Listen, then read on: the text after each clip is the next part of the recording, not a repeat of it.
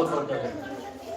دیکھیے فرض نماز جو اگر ہم 4 رکعت پڑھ رہے ہیں تو میں نے آپ لوگوں کو بار بار بتایا ہوں، اور میں کم سے کم 9 بھی تو 50 بار بھی میں بتایا ہوں، اس سے بھی پلس میں بتایا ہوگا کہ اگر آپ فرض نماز 4 رکعت پڑھ رہے ہیں، کون نماز؟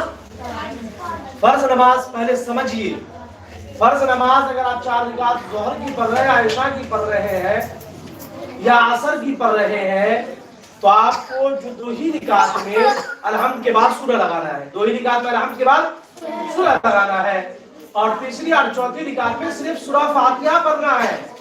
سورہ فاتحہ پڑھ کر کے اللہ اکبر جو کہتے ہیں تو رکوع میں جانا ہے. سورہ آپ کو نہیں لگانا ہے، سورہ آپ کو نہیں لگانا ہے.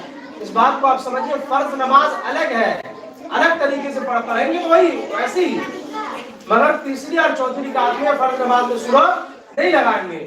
اور سنت اگر نماز پڑھ رہے ہیں ظہر کی ہو یا عصر کی 4 رکعت سنت ہو یا عشاء کی 4 رکعت سنت ہو،